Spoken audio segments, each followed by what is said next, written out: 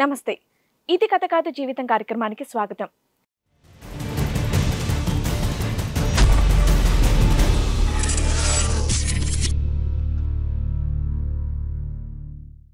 నేను సతీష్ అనే అబ్బాయిని చిన్నప్పటి నుంచి మా బావ అండి. చిన్నప్పటి నుంచి తనని లవ్ చేస్తున్నా, కలిసే పెరిగాము.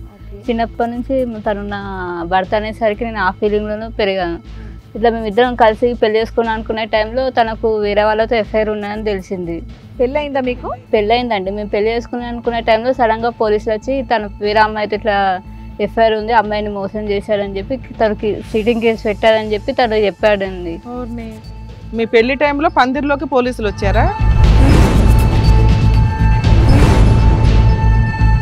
అయిందండి. మా కుటుంబ సభ్యులంతా కలిసి చెప్పి అది ఇది చేసి చాలా కష్టపడితే మా పెళ్ళయిందండి. పెళ్ళైన తర్వాత మాకు ఒక బాబు పుట్టాడండి. తనకు ప్రైవేట్ కంపెనీ అండి. వేరే ఏ అమ్మాయి అయితే కేసు పెట్టిండో మళ్ళీ ఆ అమ్మాయిని పెళ్లి చేసుకుని అమ్మాయితో ఒక బాబు ఉన్నాడండి.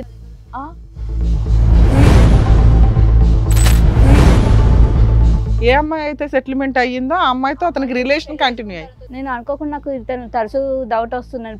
పదే వెళ్తా. క్యాంపింగ్ అంటే ఏదో నెల 2 నెలలు ఉంటుంది కానీ ప్రతి నెల వెళ్తున్నాడు.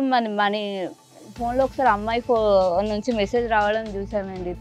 ఎక్కడ ఉన్నావు, తొందరరా, ఇట్లా మనీ తీసుకొని రా అని చెప్పి మెసేజ్ వచ్చిందండి. అది రావడంతో నాకు కొంచెం డౌట్ వచ్చి మా తెలిసిన వాళ్ళ ద్వారా ఎంక్వైరీ చేస్తే ఇట్లా అతను ఆమెతో ఉంటుండని నాకు తెలుసు. ఉంటున్నాడు, ఓ బాబును కూడా కనేసాడు.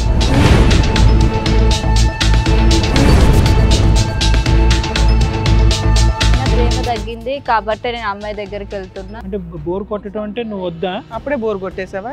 కాదు, నువ్వు బోర్ అంటే చిన్నప్పటి నుంచి వస్తున్నాడు కదా, బోర్ కొట్టేవంటే వద్దా? ఇంకా నువ్వు ఉంటే ఇద్దరు ఉండండి నోరు మూసుకొని, లేకపోతే ఆవిడతోనే ఉంటా నువ్వు దొబ్బే అంటున్నాడు, అంతేనా? పెద్దవాళ్ళు కూడా అతని పాటే పాడుతున్నారా? అవునండి, అన్ని తెలిసే కదా చేసుకున్నావు, ఇదేంటి అని అంటే ఈ ఆప్షన్ కూడా ఒప్పుకున్నారా మహానుభావుల పెద్దవాళ్ళు? అంటే ఉంటే ముగ్గురు ఉండండి, లేదంటే ఆ అమ్మాయితోనే ఉంటాడని. అవునండి.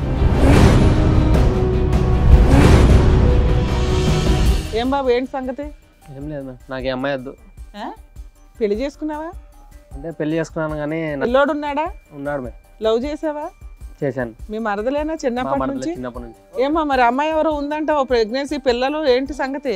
అంటే మళ్ళీ అమ్మాయి వచ్చి నువ్వు అంటే నాకు ఇష్టం, నువ్వు లేకుంటే నేను బతకలేను. అవును, ఎందుకు చేసుకోలేదు నువ్వు? అంటే అప్పట్లో ఆ అమ్మాయి వద్దనుకున్నాను మేడం, మళ్ళీ ఇప్పుడు కావాలనుకుంటున్నాను. అప్పట్లో ఆ అమ్మాయి వద్దు, ఇప్పుడు ఈ అమ్మాయి వద్దు. నువ్వు మోగండి మేడం, ఏదైనా చేసుకో.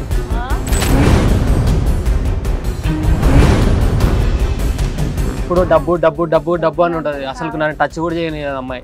పిల్లోడు పుట్టాడు, టచ్ చేయకుండా పుట్టాడా? అసలు ఫస్ట్ ఇయర్ రోజు ఏం జరిగిందో కూడా నాకు తెలియదు అసలు. ఎందుకు ఆ అమ్మాయి ఎంత నేరం చేసి వేరే మగాడితో పడుకుని కొడుకు అన్నదనా? అదే అనుకుంటున్నాను. ఏంటి, ఎవరు నువ్వు? పురుగువా మనిషివా? నీలాంటి బావలు ఉండాలి జనాలకి. సిగ్గులేదు? నీ బుర్ర ఏమైందమ్మా? మా దగ్గర ఎవిడెన్స్ లోనే బయట పెట్టమంటావా? నువ్వు నోర్మే మాట్లాడద్దు ఇంకా. ఇప్పుడు ఆల్రెడీ జైలుకి పంపిస్తానుండు మీ అబ్బాయిని.